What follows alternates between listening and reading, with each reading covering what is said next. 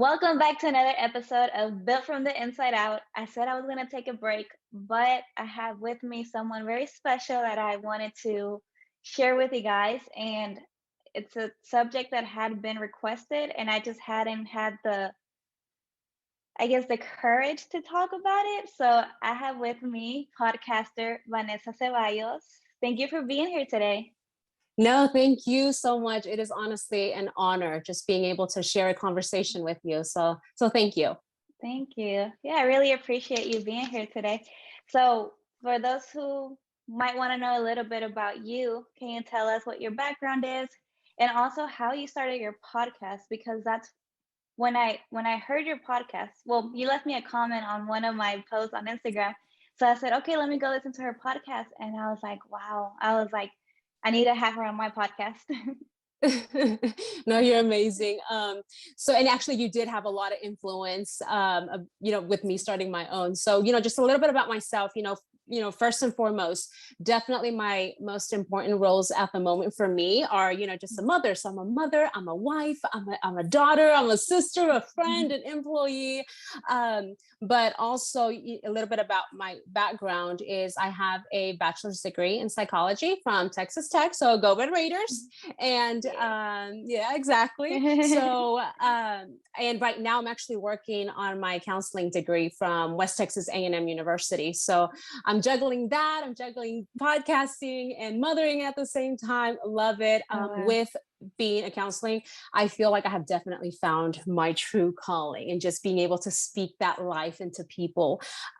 So it's been amazing. A little bit about what I'm doing now is I'm actually working as a family support specialist. So I do a lot of one-on-one individual sessions with children and adolescents. And, I get children that come in with depression and anxiety and low self-esteem and just lack of anger control. So my job is to kind of help them be able to identify those triggers, and to also help them kind of navigate through that. So with coping skills and such. So love my job, and I've learned so much from it too. That sounds awesome. Maybe we could even touch a little bit on those subjects since I know it's something that a lot of people suffer. How do you say it? They suffer from that, I guess. Yeah, they Yeah, deal with it, or they they kind of deal face with it. through it. Yeah. So, Yeah, and I know that you mentioned a little bit about my podcast. yes. With the podcast, that is, it's so funny how all this got started. So I'm gonna take it back a little bit, Okay, yeah. but I was gonna ask you if that has had anything to do with you wanting to start a podcast, what you do now, because I know it's very like marriage based right now, right? But you yes, do right have now other it is. topics. Yeah. Okay, so I'll let you Absolutely. tell them about it. Yes, so absolutely. So get this. I remember I was actually in a meeting with one of my families, and I was advising them on some communication skills that they could use to kind of improve the communication with their teenager, which everyone knows it's not easy to do. And about a month later, the family comes back to me. They're like, "Oh, this was great. It worked out." And of course, it was that high of the day, and I Mhm. felt very fulfilled at the moment. And I was like, man, I wish I could just reach out to more people, reach out to more women, and specifically reach out to families about every topic, about connecting with your youth, about connecting within yourself. And at that moment, like the first thing that came to mind was podcast. And I am a podcast junkie. Like I love listening to Mhm. podcasts. And I always say that this had to have been a God thing because I was trying to live low profile. Would post very minimum. So exposing myself more than anything, no, like I didn't want to. But I shortly after dismissed it. And I dismissed it out of fear. So that I feel like this past year, that's the one lesson I've learned is the emotion of fear. So fear started to just really, and the only word I can use is debilitate me. It started to debilitate me. It started to keep me in bondage. Fear will silence you.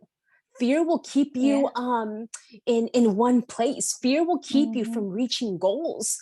Um, so it was for a whole maybe 10 months. It was back and forth. Yes, I'm going to do it. Like, who am I? Like, I'm not nobody.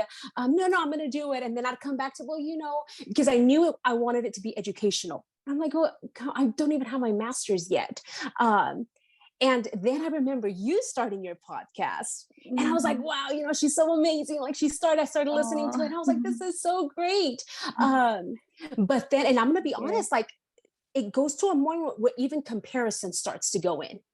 And I'm like, Mm. wow, she has all these amazing people. Like, I don't know anyone to start bringing into my podcast. And I'm going to share this with you because I feel like this is really Mhm. important. And it even played a grain. But I remember talking to my sister about it. And I'm like, there's this girl on my social media and she started Oh. one.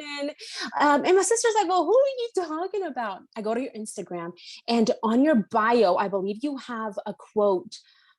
Everything you've ever wanted is on the other side of Yes. fear, Yes. right? Yeah, And that's my I favorite remember quote. Yes. I'm telling you, girl, it spoke Mhm. deep into me. And I'm like, Oh. okay, like there's that grain too. And then of course having my daughter, like if I don't teach her to chase her goals, if I don't teach her to dream big, then who is, Right. And Yes. I don't want her, Oh. I don't want fear to let her keep her from goals. So I'm like, I have Mhm. to do this. So I launched it and it's going great. I found like this is Mm. truly what I was called to do. And Mhm. my very first episode, um, the podcast is called Imperfect Woman. Mhm. And I knew that if I wanted to be that imperfect woman, if I knew that if I wanted to be able and go into places that nobody's ever been through, I would have to take layers off myself and start being vulnerable in front of the mic. Right. I knew I would have to start being not only vulnerable, but transparent as well.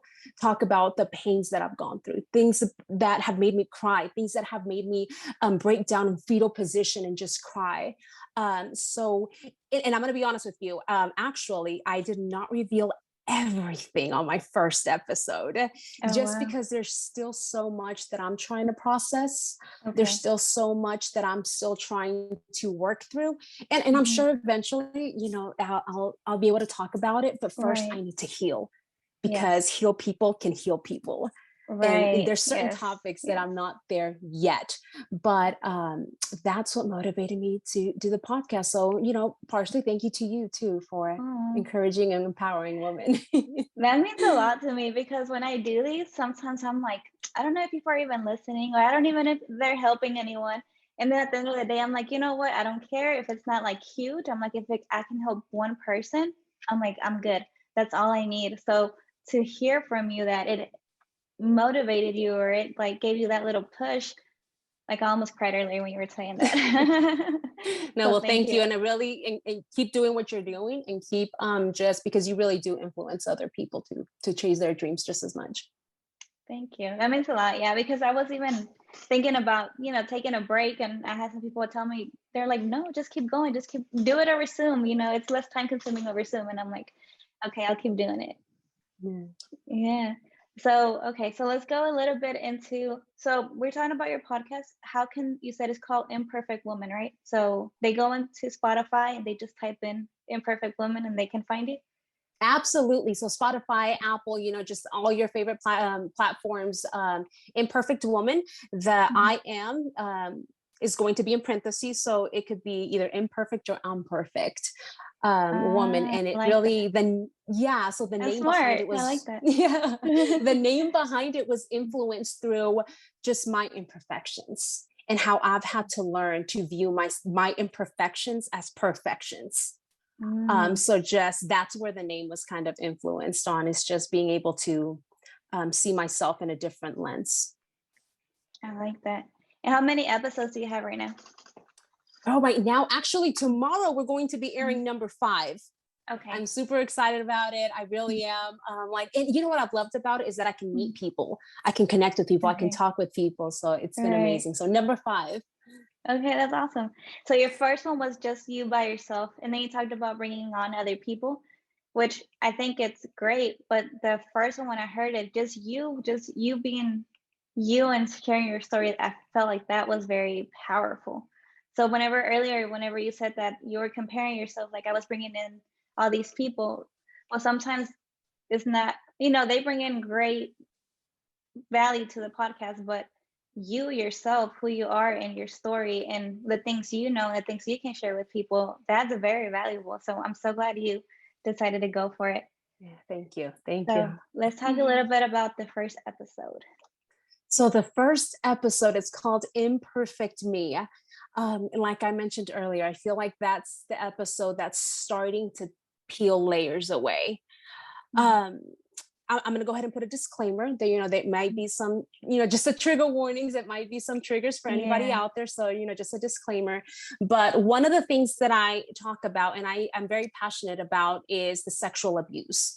Okay. So, and I'm going to share my story with you because I feel like it's very important to know. But with sexual abuse, we have to keep in mind that not every woman's sexual abuse looks the same. Okay, so my story may be one, but the person next to me might be another. Does it make one worse than the other? Absolutely not. Because they're both situations that shouldn't have happened. They're both situations that, at the end of the day, will conflict us in one point or one part of our lives. So with that one, at age 4, I remember going to the store with my mom, and it was plain daytime, and my mom runs into a friend. She stands there and she's talking to the friend. We're about to pay, actually. And a guy comes and stands on my right side. And I just remember him placing his hand over the area that my mom said nobody's supposed to touch, nobody. And he placed his hand there and just started caressing, started fondling. Okay. My mom can still tell you that she remembers I was like getting between her legs, just trying to cave inside of her. And that she would look down and say, Vanessa, what's wrong? And she'd just put me on her other side. And the gentleman, I'm not even going to call him a gentleman, Hell the no. guy would Yeah. come around and do the same thing. And, Ha- one of those times I remember, and this is the part that I wish I can erase from my memory. This is the part that I wish I had just that eraser and just, I don't want to have that recollection, but I remember it so vividly. I remember how the sun was shining. I remember the color of his shirt, but I remember having that.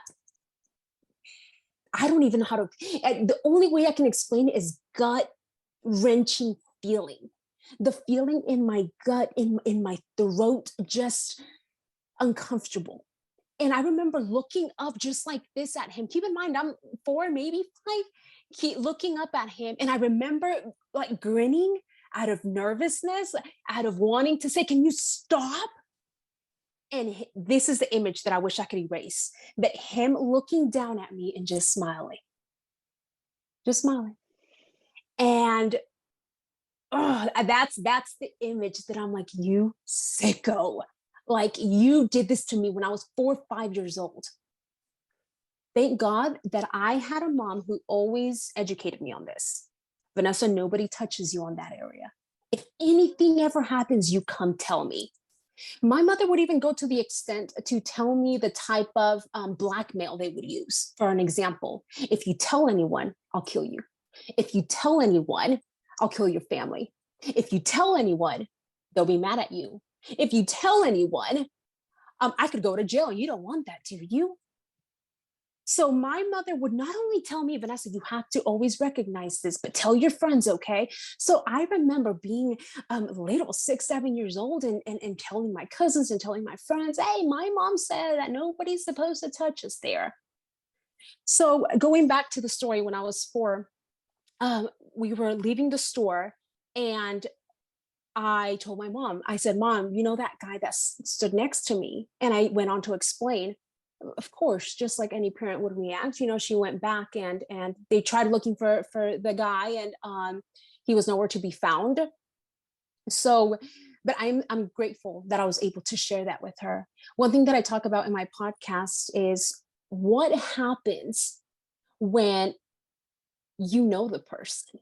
So is it going to change? Is it going to be different when you know the person So I'm going to fast forward a little bit, and this is going to be I was definitely in high school, and there was a specific friend that he was a family friend. We all have those family friends, and he would always help everyone, and he was great, and he was friendly, and he was funny, and he'd bring us things, and it was great.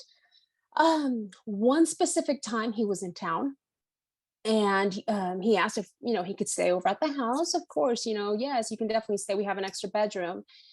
And I remember I had this habit of waking up like at 5, 6 in the morning. I don't even know, but to shower and straighten your hair and do high school things. And I remember one day I was walking down the hall and his light was on. I thought it was weird because it was really early, and I just kept walking. And he said, "Hey, Vanessa." I still remember where in the hallway I stopped. And I still remember that feeling coming over me like, oh, why are you calling me? This isn't right. I turned around because, why did I turn around? Because I felt like I needed to keep my manners. And I remember turning around and saying, "Oh, hi." He said, "Come here." I stood at the edge of what separated the hall and his bedroom. And being the well mannered person I thought I was being a good host like I thought I needed to be, I said, "Yeah, did you need water? Did you need something?" And he just looks back at me and he says, "No, no, no." He said, I just wanted a hug." I said, "Oh, okay." And I took like half a step forward. Remember, I was just getting out of the shower. I had no bra on. I had a t-shirt on, but I had no bra on. Mm. So he placed his arms around me and just pressed my breast against him and started just rubbing on my back. So I remember walking back to my room and just like that just felt wrong. Like that just shouldn't have happened. The next day, it happened again. And people say, "Well, why did you let it happen more than once?" Here's why. When it happens the first time, I didn't think. I got to a point where I was like, "No, surely he wouldn't do that. Like, no, he's a good friend, like, no, I'm sure I read too much into it. I'm sure that's not what it was." I dismissed my feelings. I dismissed that gut feeling. Um, so that next day when it happened again, that's when I was like, you know what? I'm not comfortable with this. I had to change my schedule around. I had to take a different way. I couldn't shower at my convenience. I couldn't shower when I felt like it at home. And one day, actually, I remember, and this is another one of those memories that I just wish I could erase, honestly. But it was definitely the middle of the night. It was the middle of the night because I remember just being dark outside. I remember I had been asleep for a while, and he walked into my room and he woke me up. And keep in mind, this guy, he's maybe in his 50s. I was in high Oh, school, and he woke me up and he said, "Hey, Vanessa, I'm actually about to leave." The first thing that came to my mind was, "What are you doing here? Like, why are you in my room? Like, get out." And I just said, "Oh, okay, bye." He said, "No, no, no, no." He said, "Aren't you going to give me a hug?" And I'm telling you, I know people can't see it, but I'm shaking as I'm saying this. But I just remember my left arm just tossing it over to him and just saying, "Okay, bye." Like, kind of like, "Okay, just get out." To my knowledge, nothing happened. That was it. I don't remember anything. I don't remember him leaving. I don't remember him doing anything more. I just remember tossing my arm and him started caressing my arm. And again, it was that moment where I knew something just wasn't right. So he said he was about to leave. So you had to come into my bedroom to say bye. That next morning, the next memory I have is waking up early in the morning. I would say for me, early was maybe 8 in the morning, and hearing his truck on. And the first thought was, I thought he said he was about to leave. I walked out of my bedroom And I ran into my grandma and I said, hey, is he still here? And she said, oh yeah, he's just getting ready to go. And thinking back, and I'm like, did I dream? Did I make this up? And dismissing it. So I'm going to share with you something that I actually didn't even mention on my podcast, because fear keeps you silent. And I don't want to be silenced. I talked to my grandma about it, and I told her, and she said, you need to talk to your mom. And I did. Mom's first reaction, like any human, I feel like, first instinct, well, not instinct, but reaction was, are you sure? Like, no, you sure? Like, Mom, yes. When I sensed that disbelief, I swore that I would never say anything. I stayed quiet for years. I stayed quiet. This was high school. I'm maybe 16, 17. I would say about 16. I'm 33 now. And for years, I stayed silent about it. So that's why I tell women, and even like with the kiddos that I work now, I always ask the mom, have you had that conversation? Yes, we have. And I've had some families that are like, no, she's still too little. I'm like, no, 5 years old is not too little. Yeah. You have to educate your children. Nobody touches you there. Nobody touches you in these areas. Another thing that I would definitely tell parents to tell your children is, don't be afraid to be rude. If you get that ugly feeling, that feeling of I need to get out, the feeling of this isn't right, don't be afraid to be rude. Forget manners, say what you have to say, and get out. Because that's the reason that I went back that second time to go take a shower. Not because, oh, I liked the attention. No, but because I was afraid to be rude. That's why I turned around when he called my name and I walked up to that front, or to the side of his room, because I thought I needed to be well-mannered, and I can't be rude. So one of the things I would say is, if your child, or even if any woman out there, if you have that, don't be afraid to be rude, because we should not have to go through this. Yeah. So going back to me telling my mom, and this is the part that I actually didn't share on my podcast, with her disbelief, and we stayed silent about it. I stayed silent about it. And I remember years later finding out that he passed away. And the whole family was like, oh my God, that's so sad. And, the way he passed away, I think it's justice, but the way he passed away was almost inhumane. And the family was so sad. And in my head, and it might make me sound horrible, I don't know, but in my head, I just remember thinking, good. But then shortly after, feeling bad. Like, Vanessa, why would you say that? Why would you think that about a human being? Like, no, remember, he helps people. Remember, he helps all of us. Almost trying to brainwash myself. Years went by, and I finally talked to my sister about it. And I feel like that was the moment that I was finally able to accept the fact that it did happen, and accept the fact that I didn't do anything wrong. Me showering at 5 a.m. in my home, that wasn't my fault. Yeah. The fact that, that I threw my arm at you, like trying to get away, that wasn't my fault. The fact that I was standing at 5 years old in front of my mom's, or with my mom at the store, and just looking, that wasn't my fault either. Few years ago, actually, maybe 4 years ago, if that, I brought it up with my mom again. And I don't share about this in my podcast, but I brought it up again, and she couldn't remember, to be honest with you, the incident. And she just said, Vanessa, are you sure I didn't do anything? I said, no. I said, but that's okay, Mom. I was like, time's gone by. We talked about it. We cried. We asked for forgiveness one with the other. And forgiveness really is such a healing tool. It is such a powerful healing tool that we all need to learn. So I feel like just talking to my mom about it and my sister. And, even hearing her say, I am so sorry I didn't take more action.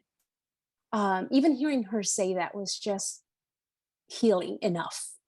Yeah, And now talking about it um, has been even more of a healing process. So that's good. that was one of the incidents that I've gone through. And now I have dedicated time and to not only educate the children that I work with, the adolescents that I work with, but I know that once my daughter is able to understand, that's one lesson we're going to talk about for sure. Right, yeah. Man, I just been listening and I didn't want to interrupt, but I'm like, oh, keep your emotions in check. It makes me mad just listening, to this. Like going back to your 4-year-old self, like in the grocery store. It was a grocery store, right? Hmm. Like the fact that it can happen in broad daylight with your parent right there. It just blows my mind. Like what is in these people's heads? Like for them to go and do something like this. And I think it's really good of your mom to have talked to you at especially so young about this because I know a lot of parents don't. They don't want to bring it up. Like you said, some of them are like, oh, she's too young, or it's just an uncomfortable topic that they don't want to talk about. So the fact that you knew and that she had talked to you about that, I think that's great. Um, so whenever the second incident or whatever you want to Hmm. call it, um, so her reaction was just, "Are you sure?" And then y'all left it at that, or she didn't ask Yeah, anything else about it? no, she said, "Are you sure?" Like it was, like I said, that disbelief. So when Mhm. I saw that, I turned off. I shut the conversation down. It's not going to happen. I put it in the back stove. I just didn't bring it up again. And in my head, I'm like, well, maybe it didn't happen until like years later, I had to accept it. Like, no, it did happen and it shouldn't have Mhm. happened. So, I mean, going back to what I tell parents is just, it's easy to report when you don't know the person. But if you know the person, um, it's like, will you believe them? Mm. So, regardless of who it is, if your child comes with any type of outcry, one, make that safe space. Make the safe Mhm. space to where they can come to you. You're not going to get mad. You're not going to disregard them. You're not going to not believe them, but you're going to be there to support them. I'm not mad Right. at my mom. That I do want to make clear. Like I'm absolutely not Yeah. mad at her. Her and I actually she's my best friend, so we have Mhm. the best relationship. Um, Yeah. but it was definitely a moment. So and you know what? I even had to learn about her past too. So when her and I talked about it, and I don't even share this on my podcast, she's probably gonna be mad at me for saying anything, but Mhm. um when we had that conversation, Mhm. we dug so deep into it that then I was able to learn on her behalf too. So it's amazing. I want to say that it's like 1 in 4 women that get abused in some way, which is it's too Wow. much. Way too much. It should Yes, be 0. yeah, exactly. And women don't talk about it. So when I released that episode, I just remember thinking like, oh my God, like with this, what am I doing? Like, oh my God, this is so embarrassing. And within hours, just having women like message me, friends that I have been friends with for years, and saying, hey, something like this happened to me too, and me too, and me too, and all these messages, me too. And I'm like, oh my gosh, this Yeah. is amazing. It's amazing. Yeah. But fears, going back to fear is what Mhm. keeps a lot of people silenced. Mhm. And fear is one of those things that it's not going to go away. Like fear doesn't go away. So we just kind of have to learn to cope with it, Right. um, and speak regarding the fear. Mhm. And I'm so sorry that you went through that. And I'm so proud of you now for being so brave to speak out about this. And a lot of women will relate to you. A lot of women will feel, like they can look at you and be like, she overcame this. She went through a healing process and now she's speaking about it. And what would you say to someone who maybe is going through something like that at the moment and they're scared to speak up because maybe, like you said, it's a family member, and that's probably the hardest. That's actually a really good question. And to kind of just tell you a little bit on that, I've actually talked to a lot of women regarding this. A lot of women who've been abused or even raped by their own dads, family members. I've talked to children about this as well, um, and we all say the same thing: is to heal from it. One of the first steps, you have to forgive. And I'm Mm, not talking necessarily about forgiving the other person, that's but forgiving yourself more than anything. That it was never your fault. So right. healing process always starts with forgiveness. Um, and I even spoke to an amazing human being a couple years back, and she even got to the point where she said, I had to forgive my father, and I did, and that's the moment that I started healing from it. Wow. So what would I say to a woman who maybe currently, I would say, it's not your fault. I would say, I'm sorry that you're going through this and you shouldn't have to go through this. And my only advice is to find someone, find a friend, find a counselor, find someone that could help you not only heal, but to get out of the process as well. And again, every story is so different, but definitely is just reach out to someone that could help you, because that's what I had to do. I had to reach out Mm, to my sister. I had to speak out. My sister's not a counselor, but she helped me. I had to talk to my mm. mom about it. My dad doesn't know. I will tell you that my dad does not know. I don't Okay. think to this day he knows. Am I going to tell him? Probably not. I Yeah. feel like it's happened. I've healed from it. I've moved forward. Mm, No, I don't think I will. But that would be my advice: is that it's not your fault. mhm. Um, and to forgive yourself and to find Yeah. someone. And then if they go to someone who they think they can trust and that person kind of doesn't believe them or doesn't, because I've known of cases too where like the daughter goes to the mom and the mom either one doesn't believe or two takes the dad's or stepdad or whoever it is their side and doesn't really do anything to help her. What would you say? What do they do then? For the child, Yes. there's always somebody that's going to be ready to listen. That person is going to be a teacher. That person is going to be the school counselor. That person is going to be your friend's mom. But there's always going to be somebody, right? It might not be your mom. And I've been in cases too where the mom doesn't believe the child. But guess what? I'm there. I'm there listening to the child. I'm there reaching out to the child. I'm there to advocate for someone. So the child may not have mom, but there's always someone out there who's going to believe you and who's going to take action and advocate for you as the children. That's what I would do too. Yeah.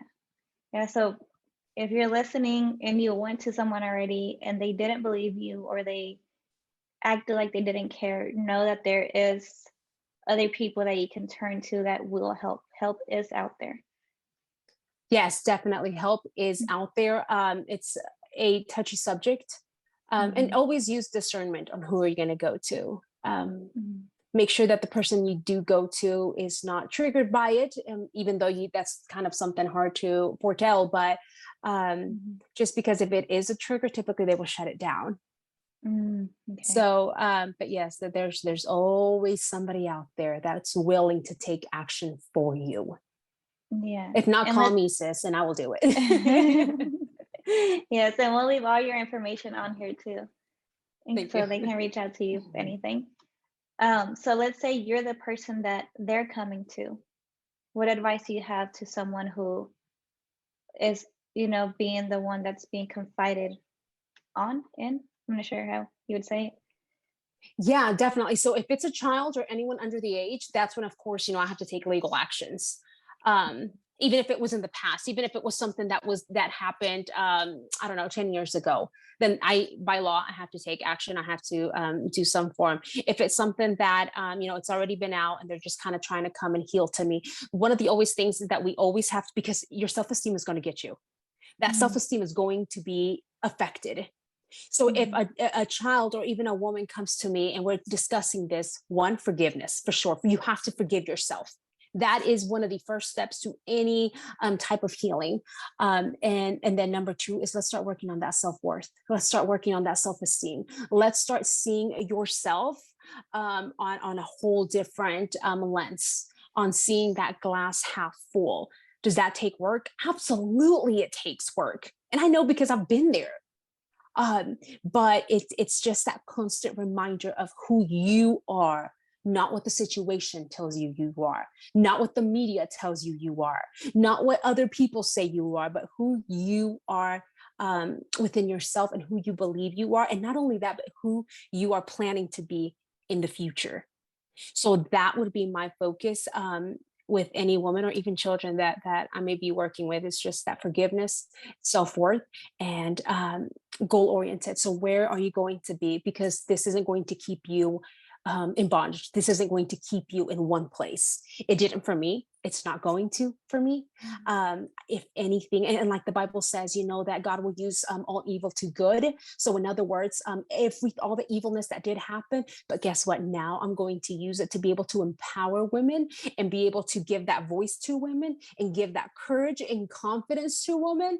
So that is where I want to stand, is sure, it happened to me and it might be happening to you too. But us women, we're amazing human beings. We're amazing creatures, to be honest with you.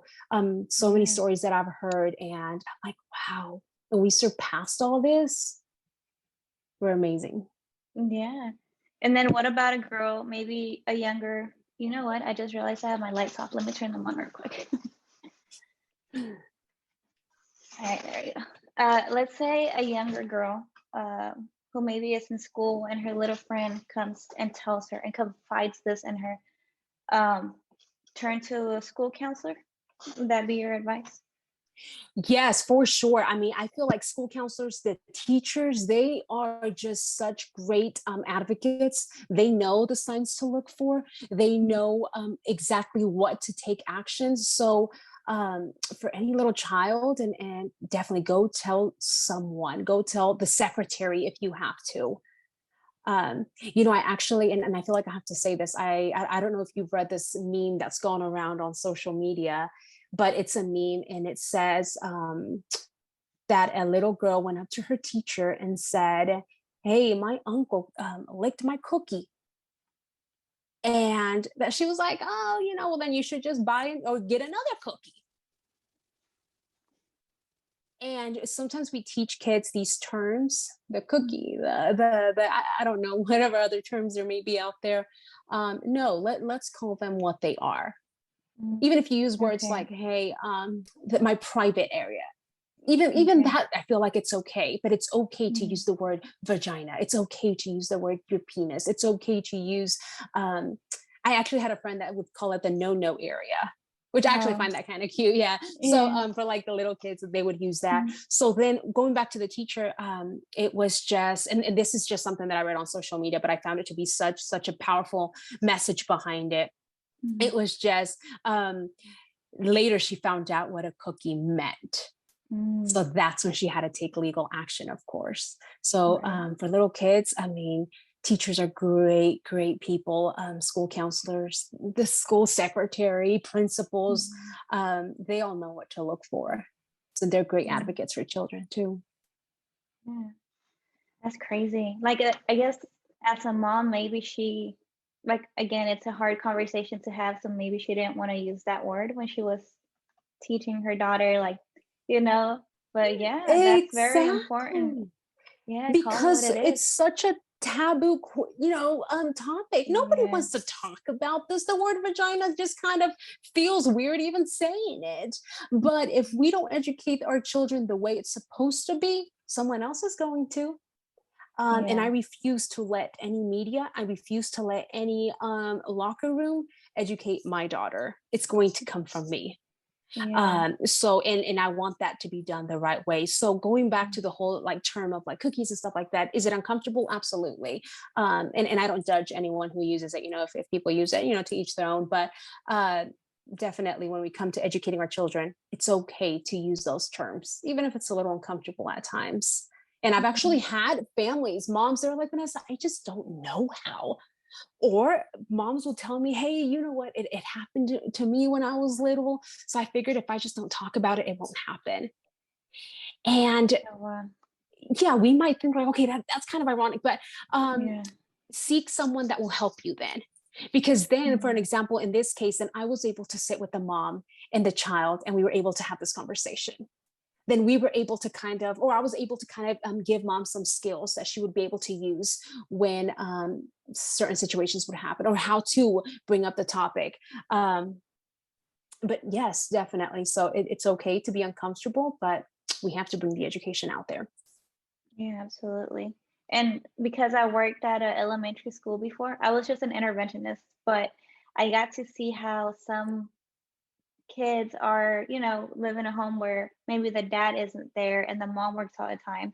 And sometimes it's not that the parents don't want to teach their kids, but they just are so busy with other things like work and everything else in life that they don't take the time to sit down and talk to them. Like I had a little boy who was in, I think he was like in second grade, and he was in the office one day. He was always in trouble. And I walked by and I was like, hey, I was like, what are you doing here? And he was like, oh, I hit this little girl. And I'm like, what do you mean you hit her? I was like, you're not supposed to hit girls. I was like, didn't your parents teach you that? And he was like, no, ma'am.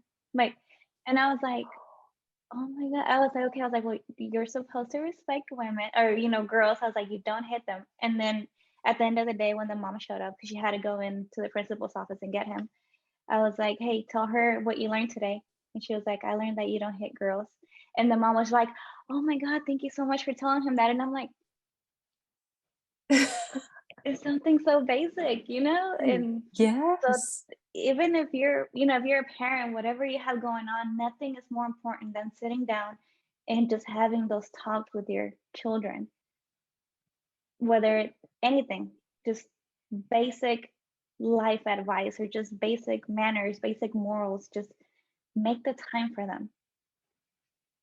Absolutely, yes. It's like some things that we may consider basic. Other people are like, oh, yeah, I don't know how to bring this up. And just kind of adding to what you said, one thing that I heard, so it was actually somebody on the radio who talked about it, and I found it to be, it was a great learning moment. Okay, so the person on the radio was talking about how she was trying to be the cool aunt and take like her nephews out to the park and stuff like that, and she started like playing make believe, like, okay, we're gonna go and go into a secret hidden, I think she called it like a cave or like an island or something like that, Mhm, and it's a secret journey, and but you can't tell anyone about this place, and they were just playing make believe, mhm, because of course she was trying to be the cool aunt, mhm, and that she said, oh, but you can't tell your parents about it. And one of the nephews just kind of had like a eye wide open and puzzled to look, and immediately he said, oh, no, no, we don't have secrets in my family. So that moment I was like, mhm. I love this. Teach your Yes, children that in this family we yes, don't have secrets, yes, that in even if it's between parents, so between child and parent, mhm, so hey, don't tell your mom I did this, okay? Hey, don't tell your daddy that I bought these extra pair of shoes or whatever the case is, well, mhm. don't tell your mom that I had to go buy this, or even something that small, because that's already kind of teaching them keeping things from you. Okay, Right. but if you Yeah, start implementing, in this family, we don't have secrets. In this family, we are honest with each other. In this family, and whatever the term family may look like, whether it's just mom and her child, or the whole family, or just whomever, but implementing that there in this family we don't have secrets. in this family, I like we it. respect each other. We share things. So when I read that out, or when I was listening to that, I was like, that Mhm. is so great. Like we don't. So I messaged my husband. I was like, in this family, we don't have secrets. So we're definitely going to be using that as our daughter grows up. So That's um, good. yes, because it goes back to just not teaching your children that if something like this were to happen, they're not going to keep a secret from you. Hmm. Yeah, that's so important. Oh, And definitely. yeah. So let's now talk about someone who maybe went through it and is now having a hard time coping with it because obviously this is something that's going to cause trauma. It's going to affect this person in future relationships, even maybe. Um, what advice do you have for someone who is still trying to overcome that? That is such a hard question because I feel like it looks so different for everyone. Right. Whereas for some people, it might affect your relationship, other people, it might affect their self esteem, and other people, it might affect their general view on the world and on men. One thing I would say is recognize where it affected you. Is it your self esteem? Is it your ability to communicate to men who have that similarity? Is it your ability to maintain a good relationship because you feel like all men are the same? Just because you had that uncle at age 7 who put his hand down your skirt. Mm, So my thing is recognize where it's affecting you. Is that an easy process? No, it's not. It's, of course yeah. it's not easy, but it's something that's doable, and it's something that it must get started to or must be done. So recognize where it has affected you, and after that, take action to healing. And when I say action, I'm talking about counseling. Counseling, I'm such a huge advocate for counseling. Even if your life Yeah. is going dandy, seek a counselor. Definitely, even like things like working out. If there's self-esteem, working out, let's build on that. Or let's see, so we have counseling, we have working out, we have even something as simple as listening to podcasts, listening to YouTube videos, listening to that positivity that's going to empower you, that's going to educate you. So if it is something like a relationship, for an example, um, then educate yourself on how you could be that better spouse, that better partner. Um, and so it just goes back to that slowly. It's a very slow healing process. And some people just don't heal from it completely. But many learn to live to cope with it. Which Mm, I feel like it's such an important thing. And when I say cope with it, I mean like just being able to healthy continue living, regardless of the situation. Being able to have that healthy mentality. mhm. Yeah, because I actually have someone in mind right now, and she came to me and she was like, "I want to share my story," and she told me what happened, and I don't think she's there yet to where she's gonna share it yet, but she's still in the process of healing. And she said sometimes she was like, when I would get down or sad, like she would just those memories would come to her, and then she would just cry. And it's been years now, and she's still, and obviously I advised her to go to counseling, and she is going to counseling now, and I actually need to follow up with her and see how she's been doing. But like someone like that, like because I can only imagine like having all this anger. I don't know exactly. We didn't go into details or anything. She just said that she wanted to help other women also.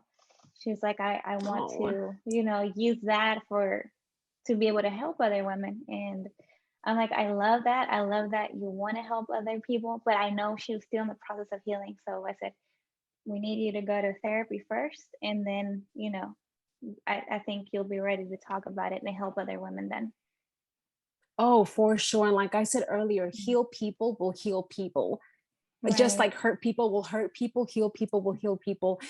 So I'm actually looking forward to your friend's story.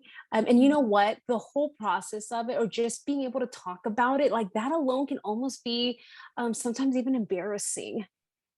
because you feel like people might pity you, because you feel like people are going to judge you, because people are going to be talking.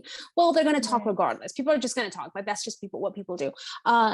So it's almost like every time you share that story, it's almost like that recurring emotions again. But I'm actually really excited about your friend, and I look forward to the day that you have her on your podcast, and Yeah. I'm able to hear her being able to walk through that and being empowered and empowering so many more women too. So to your friend is I would just say you're amazing.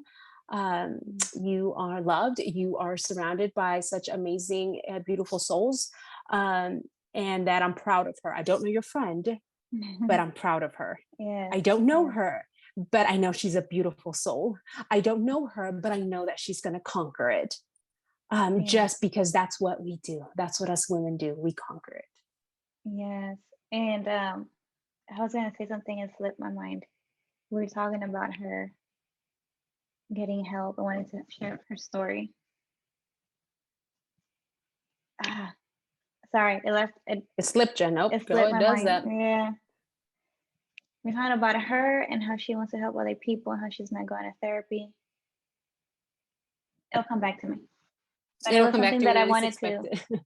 Yeah. Oh, I was gonna say that I hope that listening to this podcast helps her be okay with talking about it because okay, going back to what you said, sometimes they're scared to be judged and that's one thing she told me. She said, I'm scared of how people who know me are gonna look at me now if I speak publicly about this.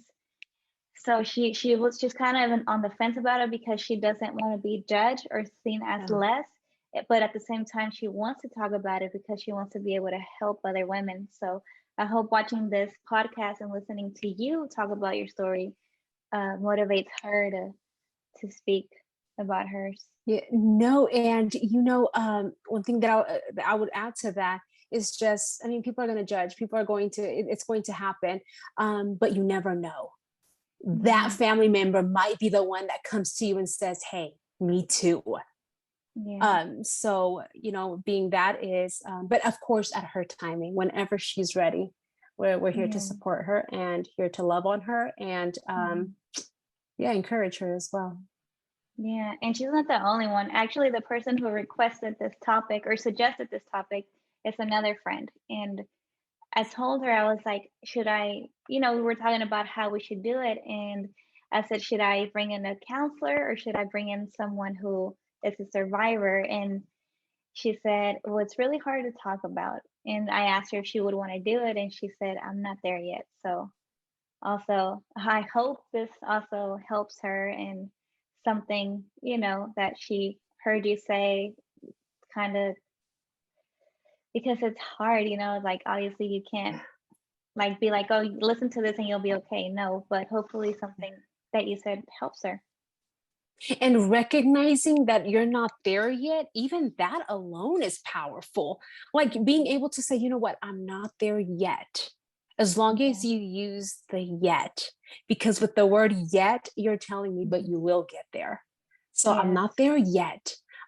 So I have such a huge faith behind the word yet, because to me, it's like, Mhm. okay, there's still that hope behind the word yet. So your Yeah. friends aren't there yet, but Hmm. without a doubt, they will be. Yeah. And like I said earlier, I'm sure they're going to be impacting so many more women out there. So it's I'm looking forward to it already. Yeah. Yeah. And like just the fact that she suggested this topic to me and was like, hey, I think this is important and you should talk about it. And now we're here talking about it. Maybe she's not like here talking about it herself, but she made this happen. So Exactly. She I'm proud of influenced her it. too. She's Yes. yes, yes, Yes. she Yes. Yes. influenced and spoke up about it. Like, hey, we need to talk Right. about this and let's Yeah. and I hope that, do you remember that Me Too movement that happened a few years back? Yes. Yes. Yes. Okay. And I hope that it doesn't die down. I hope that we Yeah. continue speaking up, and I hope that we continue just educating ourselves, empowering each other.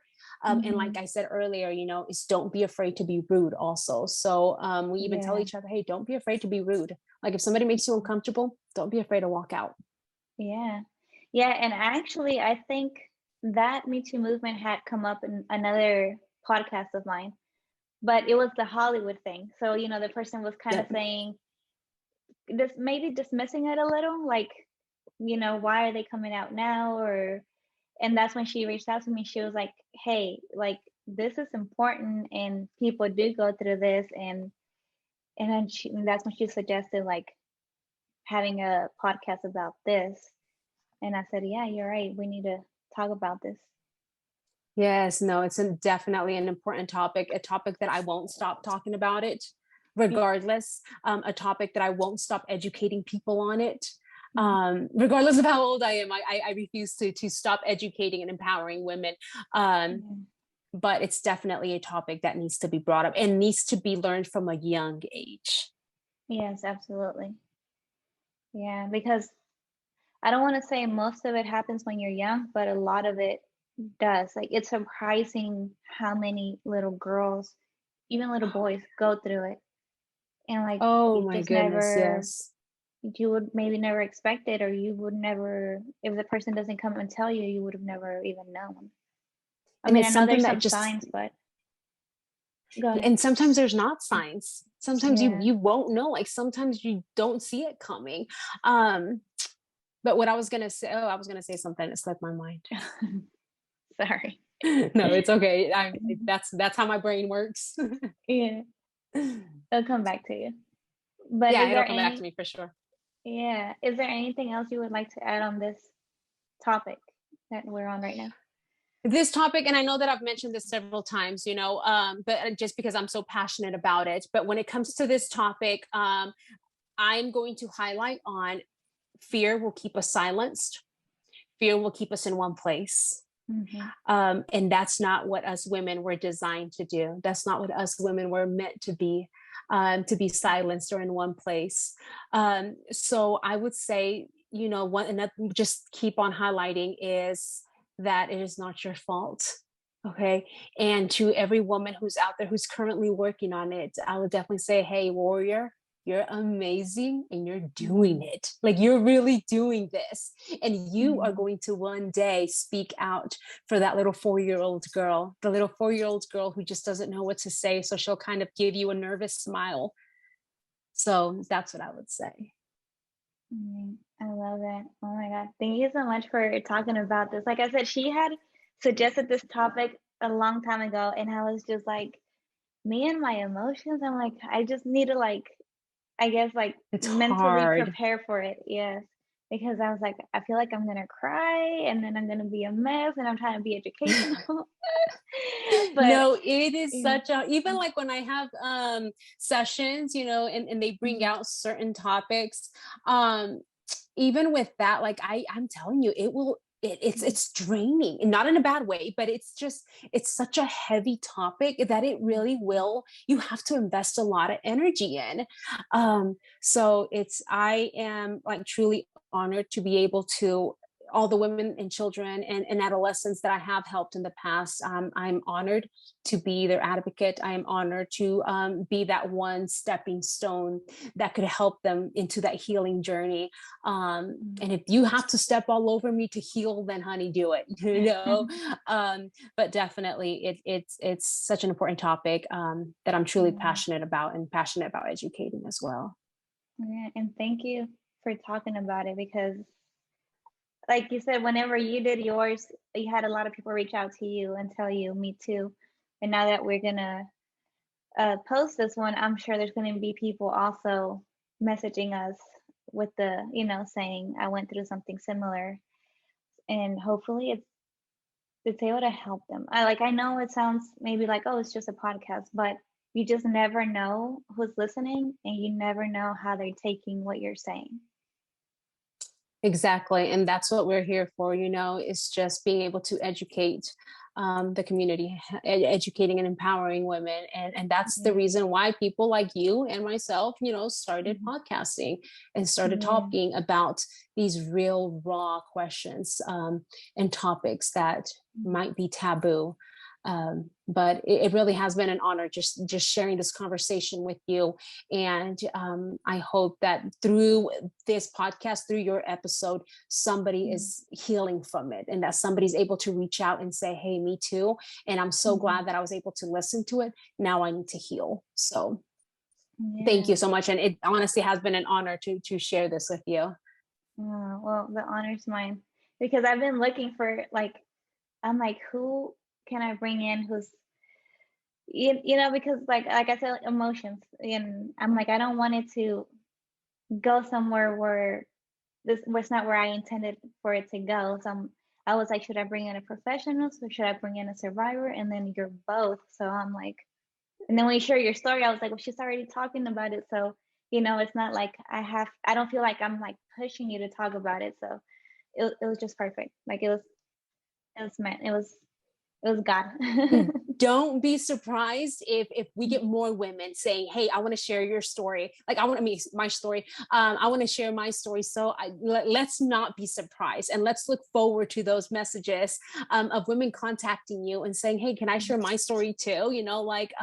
So I look forward to those stories as well, because it's a healing process, but it's a process that will be done and can be done.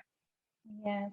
So right now you're working towards your LPC, right? Did I say that right? LPC? You sure did. And okay. yes, so right now I'm actually, in everything that I've gone through, and not just necessarily the sexual abuse, but like I mentioned earlier, some other stuff that I'm still trying to navigate through. All that, when I went through my whole depression spiel, girl, I went through really bad depression, like suicidal and everything. And that actually is what triggered me when I went into counseling, and when I saw the benefit that came from it. I was like, I have to do this. And I actually, out of fear, because I was so scared about applying into grad school, and I was like, I'm not going to get accepted. Like, it's not going to happen. And I remember just getting accepted and starting my semester and loving it. And knowing, I'm like, oh my God, like this is what I was meant to do. So yes, I'm currently working on my LPC, my licensed professional counselor. So I definitely want to be able to merge everything together, and even spirituality, because I do feel like our spiritual health is the foundation to our overall health. Yes, absolutely. So I definitely want to be able to incorporate and merge them both, and just be able to be more raw and specific on a lot of topics that may affect us women, from sexual abuse to infertility to self-worth. So these are all topics that I am passionate about, and I want to be able to bring life to people through my one-on-one sessions when I do become a counselor, and my podcasting, of course. Yeah, I like that. So what else can we expect from our podcast? So right now we have your first episode, which was what we talked about today. And then you also have marriage episodes. Yes, definitely. So right now we're actually been talking through some marriage, just because, oh my Lord, I got married about a year ago, and that has been a learning experience. Thank you. That has been a learning experience within itself, and I wanted to be able to bring that education. So I'm constantly reading. I'm reading from other professionals, other points of views. So I bring them in with either other professionals or other imperfect women, and we just kind of sit down and talk about it. And I like to just be able to ask questions and be able to, I'm telling you, our family joke, we have an inside family joke, but my family always says that Vanessa was born talking. And always somebody says in the background, and she's still talking. So I feel like podcasting is perfect. And that's why I love just being able to maintain this podcast, is because I'm able to share beautiful conversations with people that I respect and that I care for, about topics that I know are beneficial. So yes, things to look forward to. Definitely topics right now. We've talked about imperfect wives. So just being in that relationship. In the future, I'm definitely want to talk about the feeling of loneliness, because that's something that we all face. I want to talk about anxiety and depression. I want to talk about infidelity, women that have gone through it. How did it affect your self-esteem? So these are definitely, even down to money. So we're all kinds of topics, things that we've all gone through. So it's not just mental health, physical health, but even down to our spiritual health. So I am planning on bringing Pastor Alexa, who is actually the person who helped me go and heal from my process and brought me through that, or guided me. So I'll be talking about spirituality and what that means and why it's so important. So many topics. I'm Yeah. so excited about it. I really Yeah. am. I'm looking forward to listening to them. And I look forward to listening to yours because honestly, I learned so much from your episodes. And I feel like even Yeah. empowered. Yeah. As a matter of fact, side note, but you Uh-huh. recently had Ilse. Yeah, Did I say social that media? right? Yes. Yes. Ilse? And even Yes. that, I'm like, oh, this Yeah. is so like things that I Mhm. didn't even think about. So I love the fact Yeah. that you are hitting so many topics, topics that I wouldn't have talked about. Social marketing, like that's just, I don't know. So the fact Yeah. that you're even talking about that, I feel like you're almost like developing all these boss babes, and kind of like you said, building from the inside out. Yes. Yeah, so it started that way. I was like, I'm gonna talk about, emotional health, physical, like just focus on health. And then I guess like since I do so many different things, I'm like, this has helped me, so I want to share it with them too. And then I'll just throw it in there. And my friends are kind of like, you just talk about whatever. Like basically, it's not just health. They're like, sometimes you go political, sometimes you talk about like business, sometimes self development. And I'm like, yeah, I'm gonna keep the title as it is, and I'm just gonna talk about whatever I feel will benefit people. That is amazing. And I love that Yeah. you do that because you're not keeping Mhm. that information to yourself. You're not keeping what makes you successful. You're not just keeping it to yourself, but you're actually wanting to Right. empower women. And I feel like that's such an amazing role that you have on your behalf. And keep on, like just go all different topics because I look forward to it too. Thank you. Yeah. So, yeah, after this one, I think I'm going to start being consistent again. I took a week off because it's very time consuming. And then I It have the is. business and I have, all these things going on. And I have a business coach and she's like, the podcast, you're not like profiting off of it right now. So maybe you should leave it to the side because it's a hobby. And I'm like, but it's more than a hobby to me. So I'm like, I don't want to let it go. And she's like, okay, well then do soon because, we need to save time here. And she's been trying to help me organize myself, and I'm like, I know you're thinking money, but I'm like, this is just so meaningful to me that I'll find a way, but I'm gonna keep doing it. Well, definitely one thing I'm going to tell you is you're not Mhm. making, or you say you're not making profits yet. Because I have Yes. no doubt that it'll Yeah. definitely get there because you have such strong, powerful messages behind each one. So I have no doubt. And who knows, you might be a millionaire after all these, episodes.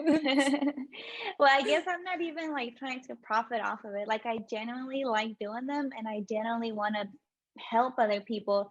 So I haven't taken like sponsorships or anything. There's one person, one business owner who said he wanted to boost the video, and I'm like, I'm okay with that. But I don't charge people to come on the podcast. I don't charge people to come and promote their business or whatever they do because what I want from them is that information and I want to spread it. And Wow. anyone who doesn't have the money to pay for coaching or counseling or whatever, it's not, a full course, but it's like little pieces of information here or there that might help them.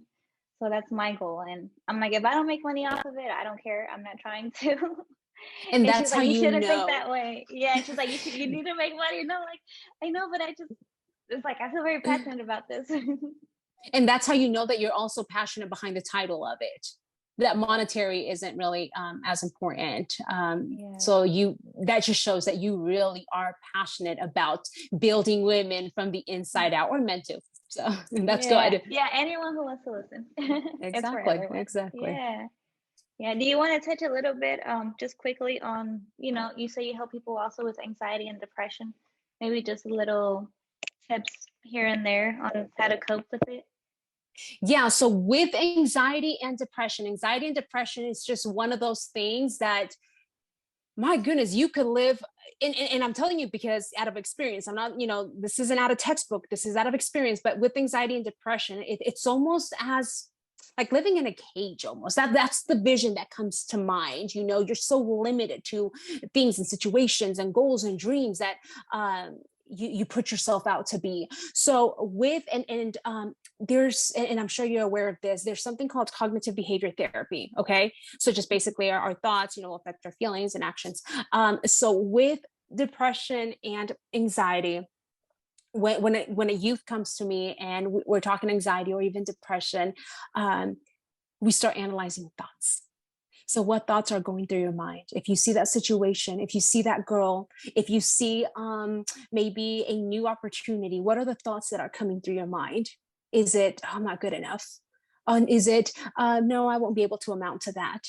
Is it, oh man, she has all these great people on the podcast, I can't do that? So what are the thoughts that are coming through your mind?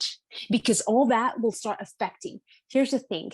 I refuse to live a negative life. Okay. So there's the quote that it is impossible to live a positive life with a negative mind. Okay.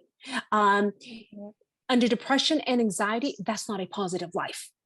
Yeah. That's not the life I want. That's not the life anybody wants. Let's be real. So with that means that we'd have to definitely start changing the way we think about things, the way we view things. So start seeing that glass halfway full. So that's when we start going into really those self-assessments. So what thoughts are you having? And some kids are like, I don't know. And I'm like, no, you, yes, you do. We have over 60,000 thoughts in one day. Yes, you do know. So they start like writing things down and being able to learn how to flip that script. Is it easy? No, it's not easy at all, but it's doable. Oh, you froze, Vanessa? Depression, maybe viewing.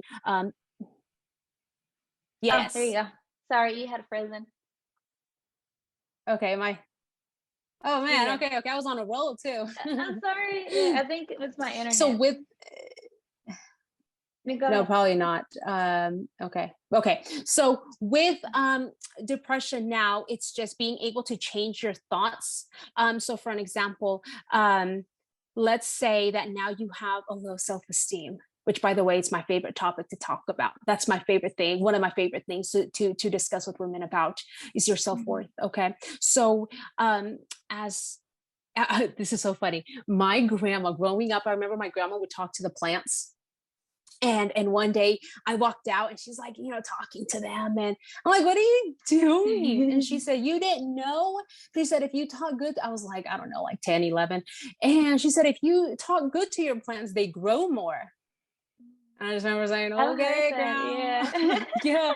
And thinking like, oh my gosh, she's lost her marbles. And she was like, look, she started like, I'm praying and, oh, Jesus loves you. And, the Lord is good.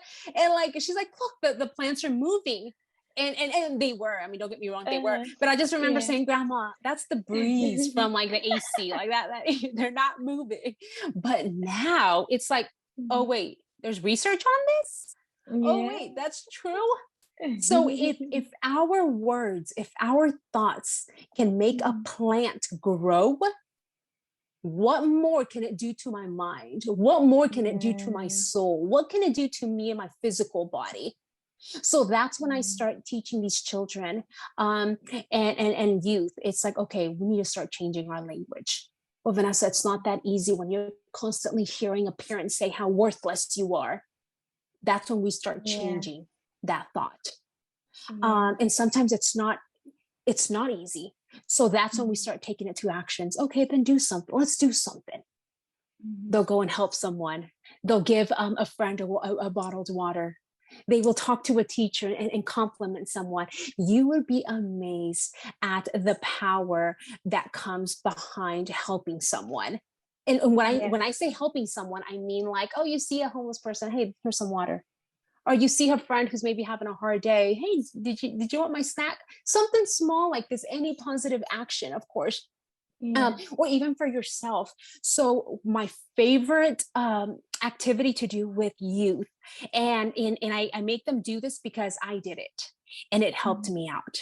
But if a plant can grow with my positive words, and there was actually another research that was done with rice. Apparently mold just started growing with the rice that was negative words on. But Oh, wow. if a yeah, there was that's a whole different research that was done as well. But if a plant is able to grow with my words, that I'm going to do whatever it takes to keep my health, myself good. So a lot of my youth will, I will challenge them that every single day to do three things. Okay. You have to tell me, or you could, just put it on a sticky note. The way that I did it for 30 days, and I had to write it in a dry erase board around my mirror. Okay. So three Mhm. things. One thing that you like about your appearance, one thing that you like about your life, and one thing that you like about you as a person. So, like your personality. And I Okay. always warned them. I always warned my youth, Mhm. like, hey, this is it's going to be easy at first, because at first you're like, oh, my family, I like my long dark hair, and I'm really funny. Second day is going to be easy. But when you start hitting day 7, day 18, day 22, and you're like, oh my gosh, something about my physical appearance. My ears, I guess. I have kind of cute ears, I guess. And you won't believe it at the moment. I remember writing things down like, my lamp. I have electricity in my lamp. I don't know. And writing that down. For 30 days, I did this, and I am like so convinced that this is a huge key that helped me out of that depression, because it got to a point that every single time I turned on the electricity, and I still do this, every time I go and turn on the electricity, I am grateful that I had that electricity going Oh, through. wow. Every time that I go into a bathroom and I turn on the warm water and I can wash my hands, I am so grateful for that. So it's those little things when you start really valuing the small things in you. So the fact that, oh, I Mhm. kind of have cute ears, right? Those kind of small things, then you are able to really start seeing happiness on a whole different level. So it I really does like start that. on the whole thoughts. I've done it Mhm. with my youth, and almost all of them that have tried to come back, and they're like, Vanessa, this worked. Like, it's so good. Like, I really do feel better about myself. Yeah. But it's amazing how much here in America we do take for granted. Just because I lived in Guatemala, in a rural country, Mhm. in a rural community, so Mhm. I know what it's like to not have warm Yeah. water in your bathroom. So Mhm. any little thing I'm grateful for. So a grateful heart is a happy heart, the Bible tells us. So Yeah, absolutely. I kind of want to try that now. I hadn't heard of that. At first, I thought you meant like put the three and then just leave them there every day. But every day is something you have to write something different, right? yes, write something Yeah. different. You can't repeat. The reason why is because it's going to push you. It's going to push you to start Mhm. looking at the little stuff. Start looking Okay. like, well, and at first you might not believe it. At first it's going to be like, oh, I don't know, my nose. Mhm. But the more you start saying it, the more you start seeing it, the more you start repeating it, you're Mhm. going to start believing it. And when you Yeah. believe on it, you act on it. And that's when you start feeling confident within yourself. Forget what everyone else says. Yeah.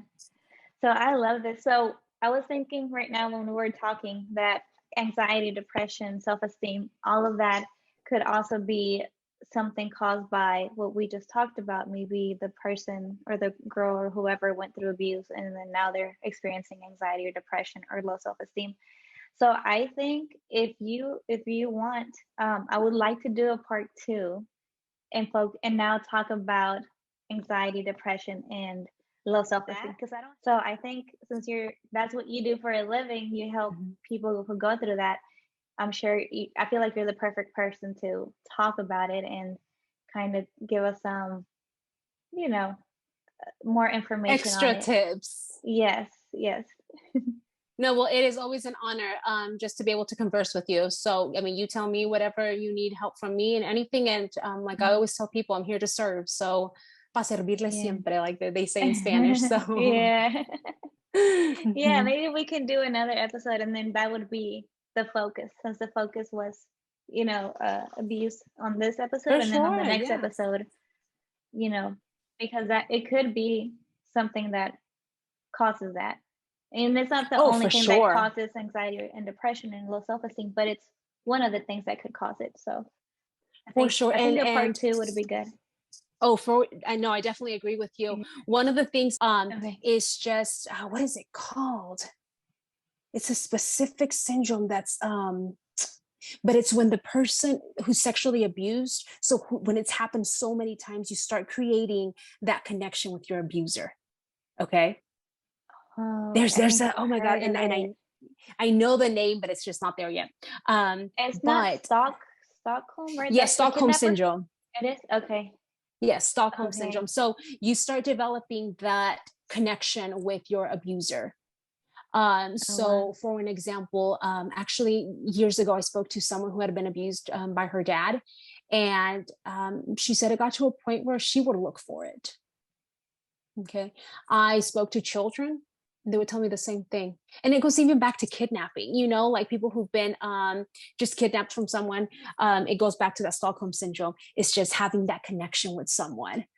So it really, that I'm not too knowledgeable on, but I feel like it is such, as a matter of fact, not too long ago, I had to help one of our youth and make a report against her teacher because she had developed Stockholm syndrome against him. And oh girl, it was it was all over the news. And when it Oh, went on wow. social media, like all these women, oh, I told you this happened. This happened to me too. And he's been doing this to me. And I'm like, oh gosh. Yeah. So she had developed that. So her and I had to kind of talk about that Stockholm syndrome too. But Mm. I'm not I'm not as knowledgeable when it comes to that, or even like how to help women through that process. But it's a real topic. Yeah. Well, I mean, just even mentioning it right now, I didn't know. I hadn't heard of that. I heard of like the kidnapping one, but I hadn't heard of the other one. Yeah. So it's pretty much the same thing. It just you Oh, build, which is why a lot of times they won't make a report against their abuser mm, because you end up connecting. that is crazy. Mm-hmm. Wow. Yeah. But yeah, we could talk a little bit about that also if you want to, just depending on how you feel about it.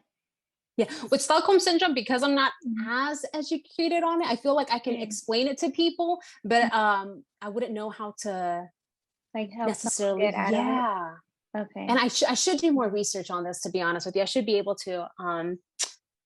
I should. I'm going to put that on my Mm. to-do list, is being able to educate Okay. myself more. So maybe by the next episode, we can definitely Mhm.